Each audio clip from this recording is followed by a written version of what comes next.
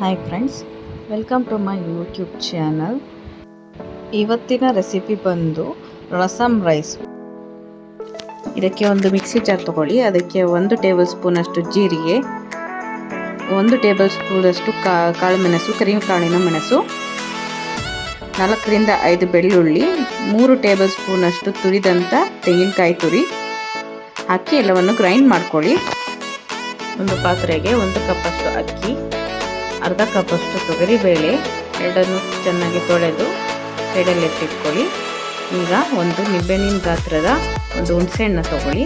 ಅದನ್ನು ನೀರನ್ನು ಹಾಕಿ ನೆನೆಸಿಡಿ. ಒಂದು ಕುಕ್ಕರ್ಗೆ 3 ರಿಂದ 4 ಟೇಬಲ್ ಸ್ಪೂನಷ್ಟು ಎಣ್ಣೆ, 1 ಟೇಬಲ್ ಸ್ಪೂನಷ್ಟು ತುಪ್ಪ ಹಾಕಿ ಈಗ 1/4 ಟೇಬಲ್ ಸ್ಪೂನಷ್ಟು ಸಾಸಿವೆ, ಅರ್ಧ ಟೇಬಲ್ ಸ್ಪೂನಷ್ಟು ಜೀರಿಗೆ, ಕರಿಬೇವಿನ ಸೊಪ್ಪು, ಹಿಂಗು ಹಾಗೂ 4 ರಿಂದ 5 ಒಣಮೆಣಸಿನಕಾಯಿ ಹಾಕಿ ಬಾಡಿಸ್ಕೊಳ್ಳಿ. ಈಗ ನಂತರ ರುಬ್ಬಿದ ಮಸಾಲೆನ ಹಾಕಿ ಚೆನ್ನಾಗಿ ಬಾಡಿಸಿ ಅದನ್ನು ಹಾಗೆ ಕುದಿಯಲು ಬಿಡಿ. ಮಸಾಲೆ ತಳ ಹಿಡಿಯೋದಕ್ಕೆ ಬಿಡಬೇಡಿ. ನಂತರ 2 ಮೀಡಿಯಂ ಸೈಜ್ದು ಟೊಮೆಟೊ ಸಣ್ಣಗೆ ಹೆಚ್ಚಿರೋದನ್ನ ಹಾಕಿ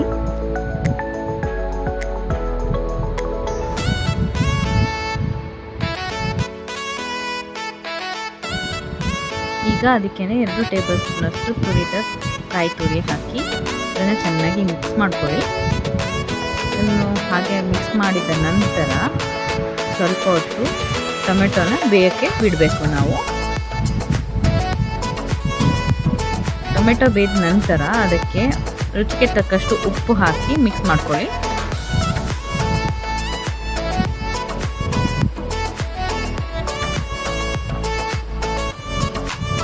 ಈಗ 1/4 ಟೇಬಲ್ ಸ್ಪೂನಷ್ಟು ಅರಿಶಿನ, 2 ಟೇಬಲ್ ಸ್ಪೂನಷ್ಟು ಸಾಂಬಾರು ಪುಡಿ ಅಥವಾ ರಸಂ ಪುಡಿ, ಹಾಗೆ ಅರ್ಧ ಟೇಬಲ್ ಸ್ಪೂನಷ್ಟು ಖಾರದ ಪುಡಿ ಹಾಕಿ ಚೆನ್ನಾಗಿ ಮಿಕ್ಸ್ ಮಾಡ್ಕೊಳ್ಳಿ.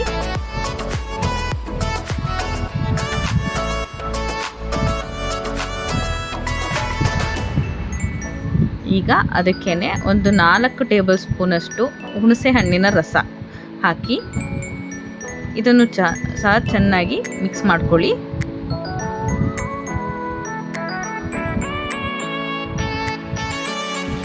ಮಿಕ್ಸ್ ಮಾಡಿದ ನಂತರ ನಾವು ತೊಳೆದು ಇಟ್ಕೊಂಡಿದ್ದಂಥ ಅಕ್ಕಿ ಹಾಗೂ ತೊಗರಿಬೇಳೆನ ಹಾಕಿ ಮಿಕ್ಸ್ ಮಾಡ್ಕೊಳ್ಳಿ.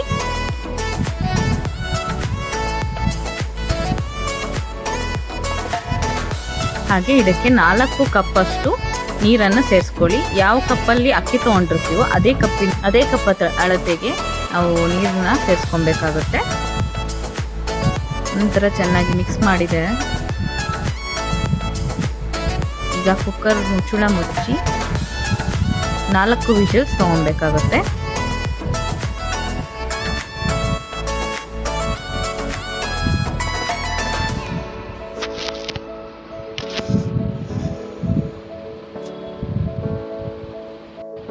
ಈಗ ಕುಕ್ಕರ್ ತಣ್ಣಗಾದ ಮೇಲೆ ಅದನ್ನು ತೆಗೆದು ಎಲ್ಲ ಕ್ಲೀನಾಗಿ ಮಿಕ್ಸ್ ಮಾಡ್ಕೊಬೇಕಾಗತ್ತೆ.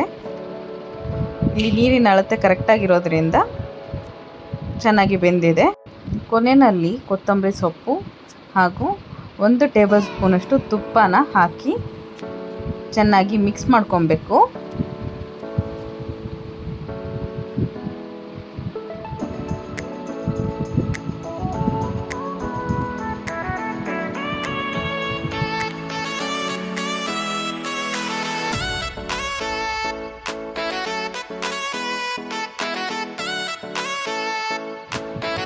ಮಿಕ್ಸ್ ಮಾಡಿದ ನಂತರ ಇದನ್ನ ಅದರ ಬೌಲು ಅಥವಾ ಪ್ಲೇಟಿಗೆ ಹಾಕಿ ಸರ್ವ್ ಮಾಡ್ಕೊಳ್ಳಿ.